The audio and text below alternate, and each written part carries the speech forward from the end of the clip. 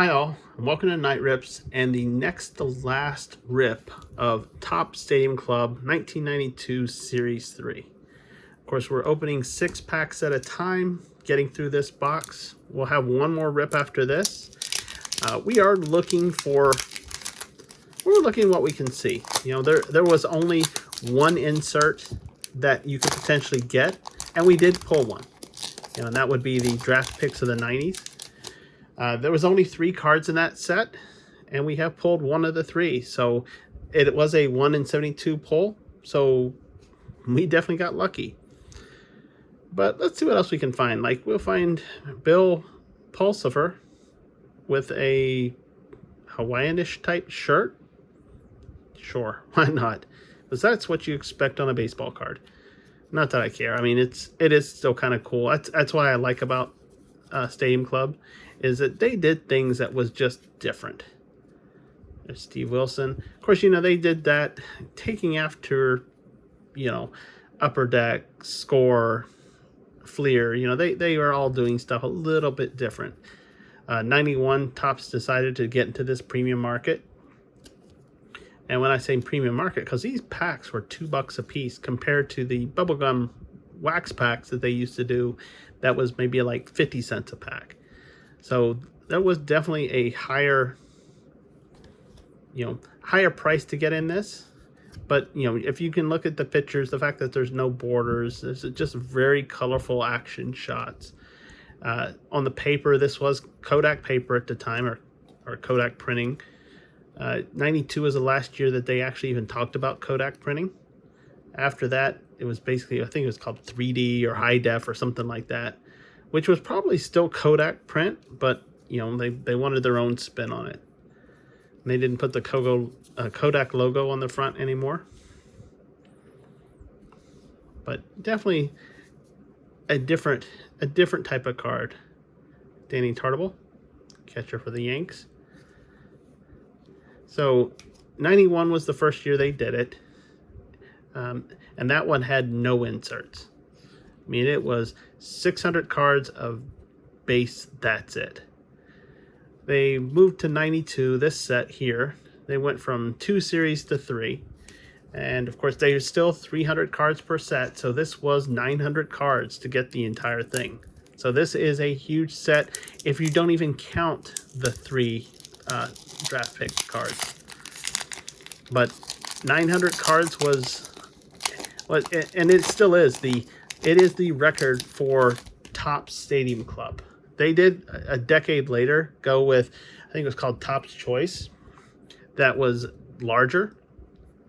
But for Stadium Club, this was it. This was the biggest they ever made. Okay, we're getting ready to come to a Members' Choice card. And we got Jeff Bagwell, another, actually a recent inductee of the Hall of Fame. But there was 10 Members' Choice in Series 3, 10 in Series 2. And they were actually players that was picked by, if you join the club membership, you get to choose who you wanted. You know, the previous year, I think, chose who the 92. So 91s chose 92's Members' Choice.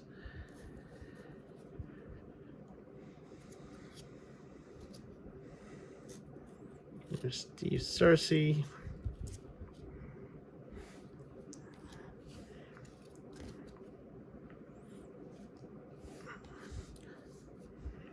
Trying to go through these quick since there's a lot of cards to go through, and a lot of these are very, very base. You know, we are looking for the Members' Choice cards, and we are also looking for maybe another draft pick.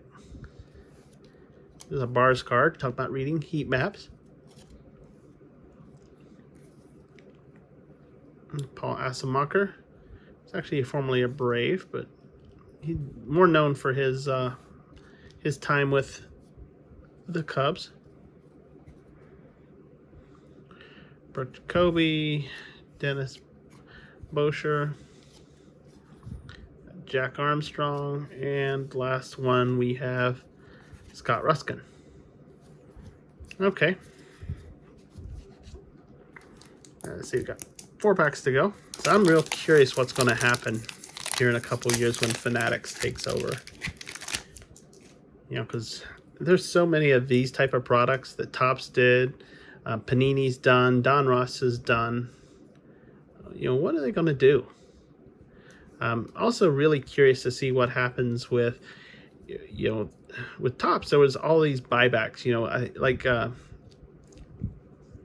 what was it?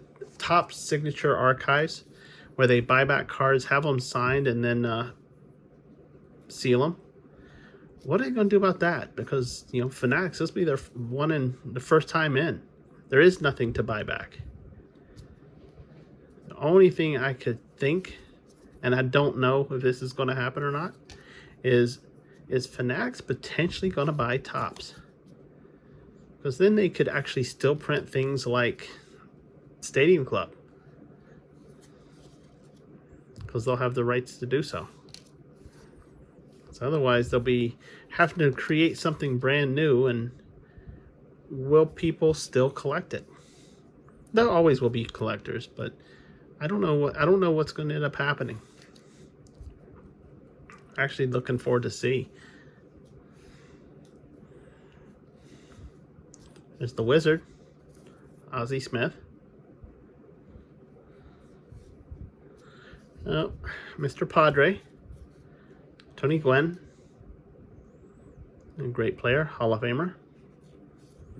One that actually have his rookie card I pulled whenever I was a boy. Of course, unfortunately, much like a lot of people when you were,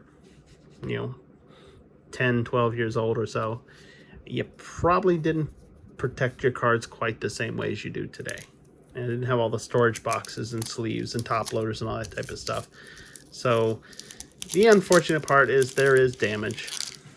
Just from being in boxes and traveling with me all over the country as I've moved from one coast to another, there and back again.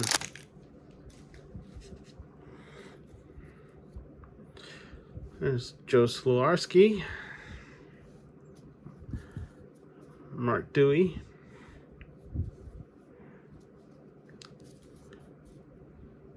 Rossi,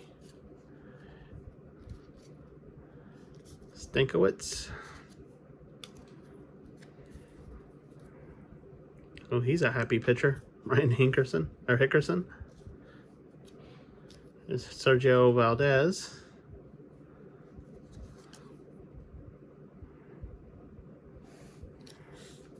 It's still weird to see all the old logos.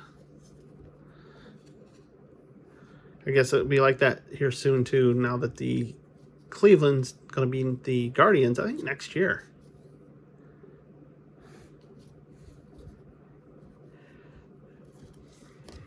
I might actually have to go back to Progressive Field, see what that looks like whenever they've made that modification.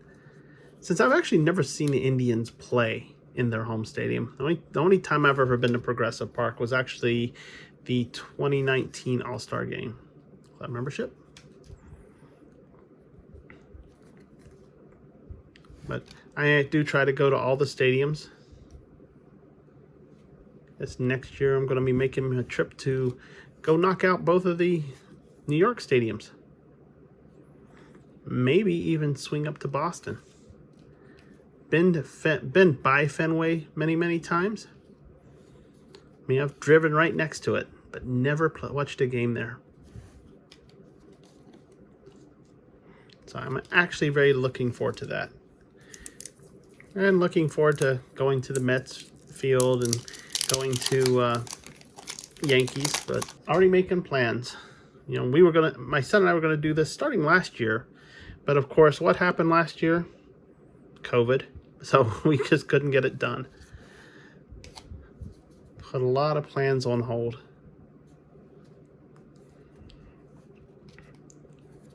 I'm looking forward to bouncing coast to coast and all over the country. Trying the food. There's an old Ryan Member's Choice. Already pulled it. It's always a nice one to pull. Yep. Trying all the food at different stadiums. And of course, getting as always, my set of helmet nachos.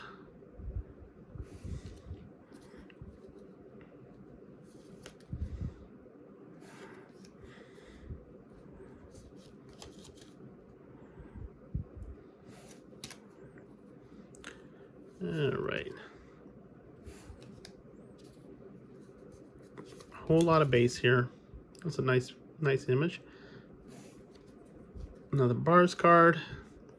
Another Gary Carter.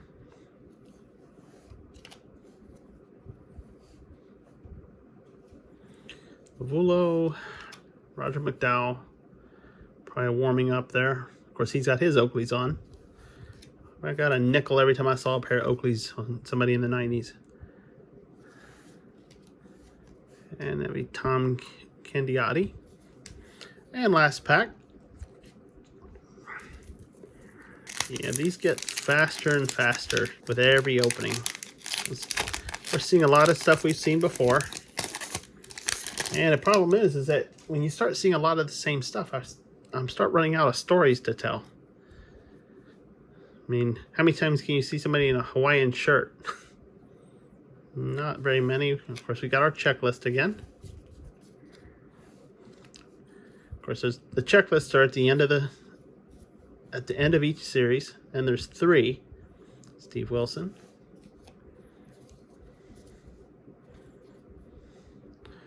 Matt Walken, that's actually a very odd looking, it almost looks like he's photoshopped into that picture. It actually don't look like he's part of that. Weird. People didn't Photoshop people in the pictures back then.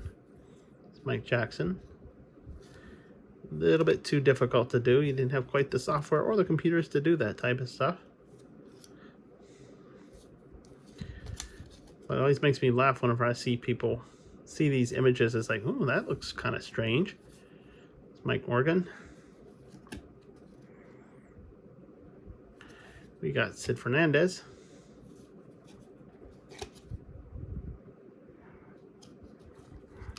Mike Kingery.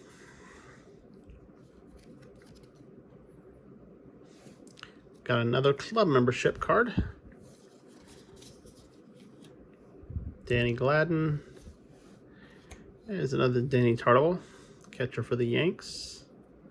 Another nice slugger there. There's Deion James. There's Pete. Wilson Alvarez. And our last card is Wilson Alvarez. So that's it. So definitely got a lot of cards, a lot of dupes, but definitely new cards. You know, hopefully as I go through and sort these cards, this will make a complete Series 3 set. And as I go through all my cards, hopefully I have the whole Series 2 or 1992s, but we'll have to see. But we did pull 2 Members' Choice cards. Of course, we've pulled Nolan Ryan before. Definitely Hall of Famer, great player. And then relatively new, I think it was like 2016, 2017, Jeff Bagwell made it into the Hall. So always good to pull two Hall of Famers. I hope you enjoyed it. We've got one more rip of 92 Series 3, and that should be it. I'm fingers crossed that's the last box of 92 Stadium Club that I'm going to have to open just to finish off that year's collection. But 92 is a hard year. It's 900 cards, so it's a big one. You know, it's not like 2002, 2003 when there's only 125 base. But if you like watching this kind of stuff, make sure you subscribe to the channel and get that bell to notify you when I put more stuff up, because I try to do this every day, and you can at least see what am I going to put up if it's something you'd like to watch that day or not. I look forward to seeing you next time, and I appreciate your time you take watching my videos.